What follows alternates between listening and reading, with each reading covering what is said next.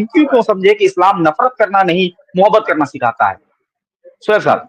Sir देखिए देखिए सिंह साहब, ऐसा है कि जो आने वाले कल के मसाइल हैं, सोचिए उस कल से क्या मिलेगा किसी को जो कल गया। मेरी अपने बुजुर्गों से, आलिम दीन से, दुनियावी हो चाहे दीनी हो, जिनके पास बड़ा महकमा है आवाम को इकट्ठा करने का, उनसे गुजारिश रहेगी कि कुरान मजीद को आप जब आयत पढ़ें तो उसके माने जरूर बताएं कि कुरान क्या फरमा रहा है।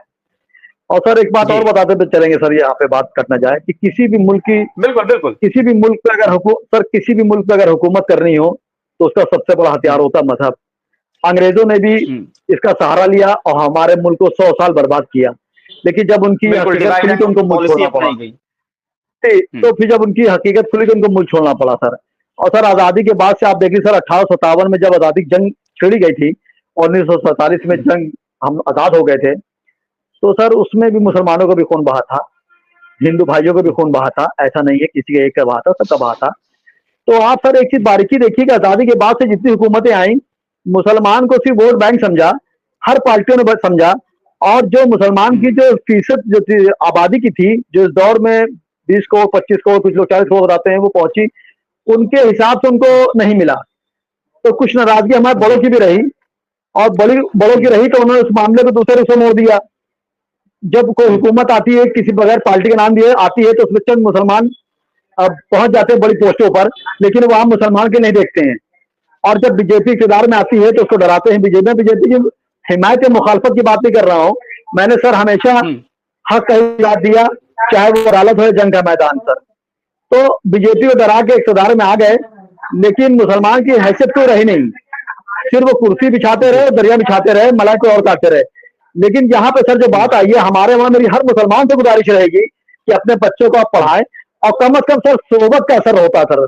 हमारे उर्दू का लफ्ज़ सोबत, जो बच्चे का उठना बैठना कहाँ किसका उठ बैठ रहा है।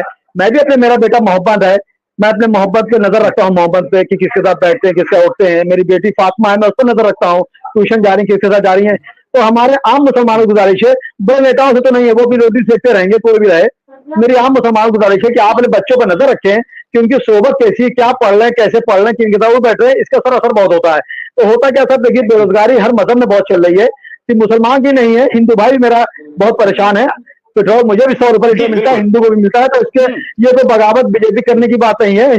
अगर मैं 10 साल से चावल गेहूं सब फ्री ले रहे हैं, डिबेट बैठते हैं तो कहते हैं बीजेपी खराब है, अच्छी, इससे मतलब नहीं है सर। कहने मतलब सर ये है कि बच्चों पर नजर रखिए, उनको तालीम दें, और कम से कम जो इस्लाम को लोग बदनाम करें चंद लोग, हो सकता है कि उसमें हम जैसे लोग भी एक आध हों, तो कुरान को आयत के माने के साथ पढ़ाएं और बताएं कुरान ये फरमा रहा है, आपके नबी ने ये फरमाया है, तो गुमराह ना हो। कम से कम देखिए कोई बात सर होती है तो माँ बाप परेशान हो जाते हैं, दौड़ भाग लग जाते हैं। और हुकूमतें, कोई हुकूमत हो, ऐसा नहीं कि हुकूमत, हर हुकूमत ने एक्शन लिया है, मुसलमानों को यूज किया है। लेकिन मेरी आपसे आखिरी चैनल से गुजारिश रहेगी, मेरे आलिमों से खास करके दुनियावी जो दीनी हो, कि कम से कम नौजवानों को सही राह बताइए और उनको बताइए कुरान क्या कह रहा है। और लिल्लाह के वास्ते अपनी रोटी सेकने के लिए इस्लाम को बदनाम ना करें, कुरान को ना बदनाम करें। चाहे कुरान हो, चाहे गीता, चाहे बाइबिल हो, किसी में नहीं सिखाया गया है कि किसी मजहब को बुरा कहो या किसी जबरदस्ती उसका मजहब बदल दो, ऐसा कहीं नहीं किया।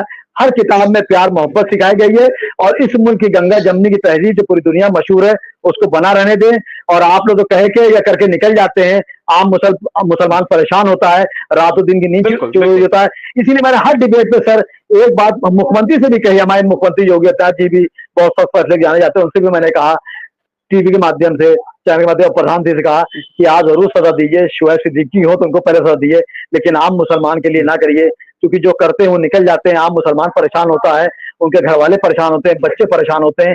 निष्पक्ष जांच करिए, और जो दोषी हो, अगर शुएब सिद्दीकी भी दोषी हो तो उनको छोड़ा ना जाए। हम मुल्क को बर्बाद किसी कीमत पर नहीं होने देंगे। हमने बड़ी मुश्किल से अंग्रेजों से मुल्क छुड़वाया है, हम मुल्क को बर्बाद नहीं होने देंगे, चाहे वो कोई मजहब का हो। अगर मजहब की बात आएगी तो मेरा मजहब अपना है, लेकिन मुल्क बर्बाद नहीं होने दूंगा सर मैं। थैंक्स। बिल्कुल बिल्कुल, शुएब साहब बहुत बहुत धन्यवाद आपका, और बहुत महत्वपूर्ण बातें आपने कही हैं। अगर आपकी बातें जो आप यहाँ पे कह रहे थे, अगर लोग सुन रहे हो तो उनको सोचना चाहिए कि आखिर कुरान क्या कहता है, और जो वो कर रहे हैं क्या वो कुरान के लिहाज से सही है।